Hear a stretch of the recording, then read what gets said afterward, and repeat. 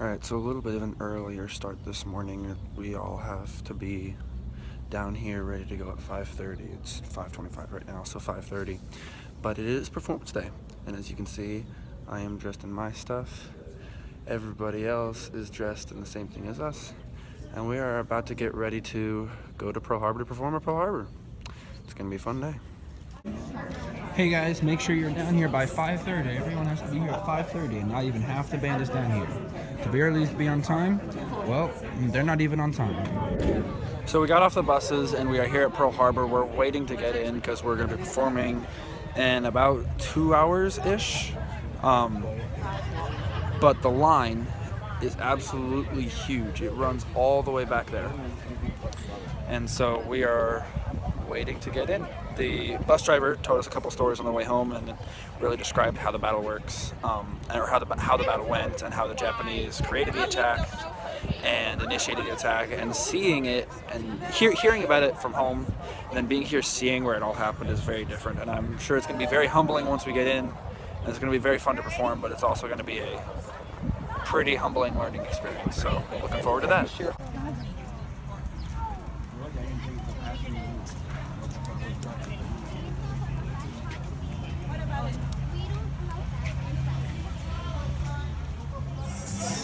So we're sitting here at breakfast, enjoying breakfast, and we're all pretty tired. And so a couple of us tried to get coffee, and they said, "No, you're not an adult." I'm 18. But half the people in my group are 18. Not adults. Anyway, so the parents were awesome. Shout out to the band parents because they smuggled us coffee because we are tired and we have to perform. So, kudos to them.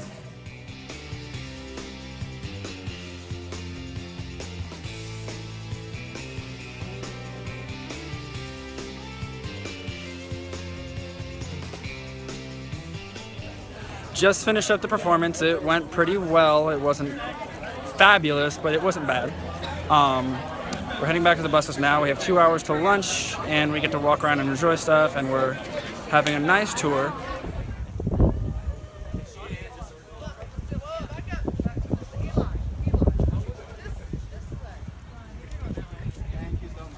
Hatch here and a hatch there. You get in the middle. These are torpedo things. These are mattresses. You get in the middle, close the hatch behind you, equalize pressure.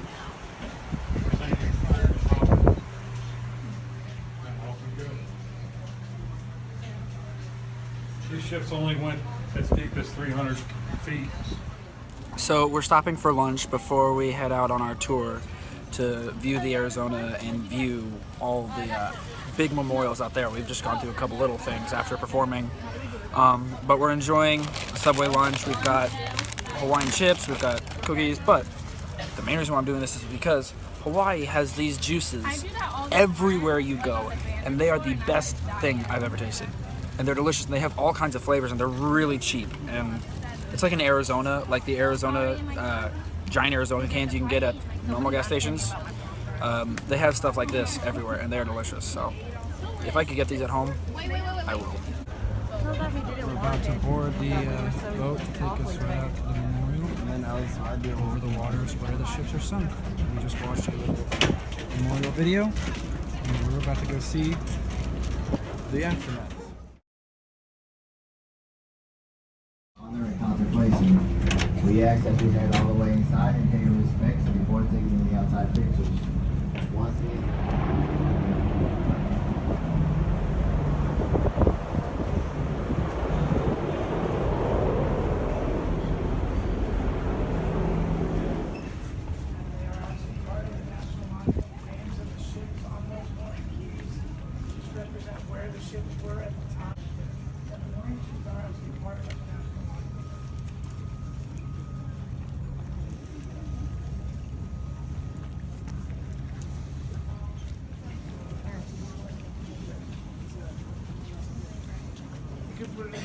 Absolutely.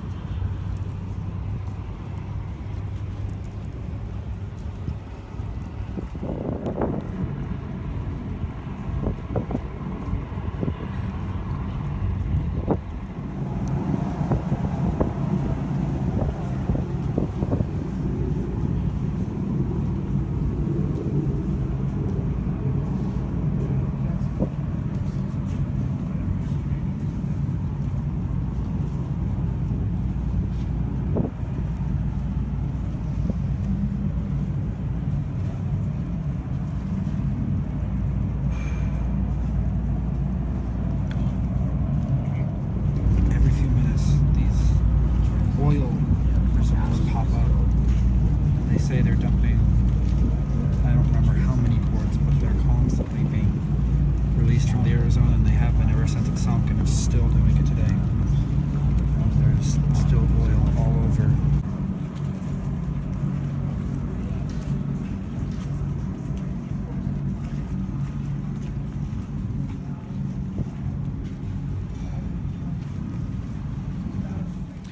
We're walking out of the memorial now, heading back to the buses, and we're all pretty quiet and we're all kind of absorbing what we just saw, but the almost dead silence of the bands kind of speaks for itself.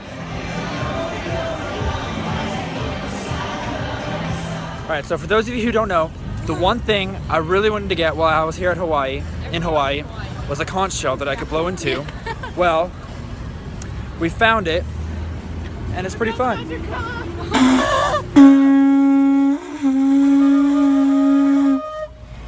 All right, so behind me, and you can probably still hear them yelling, are a group of guys who I just want to have a nice conversation with because what they're doing really upsets me. And I know this is a travel vlog, but I'm going to add this in here because it happened on my travel and I want to express it.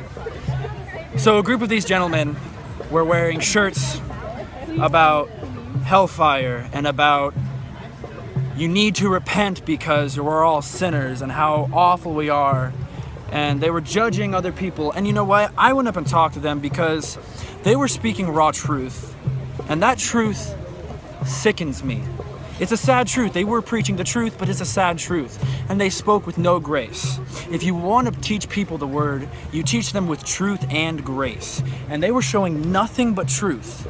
And it was turning people away and scaring them. And then when I went over to tell them, they said, we are being graceful because we're telling them the truth. And they didn't understand. And they were being so judgmental and talking about how awful everyone is. And I'm like, yeah, they're like, our God is love. And if our God is love, you love his people. And when I see people like this, it makes me so sad because they are the reasons why Christians are starting to be persecuted again in America and why Christians are being bullied again for their faith. It's because of people like that who destroy what our word really is. And I'm throwing this in there because that kind of put a damper on my night, but I went and told them that they need to preach with grace and they decided to leave. So they've got some learning to do and I really hope God changes them.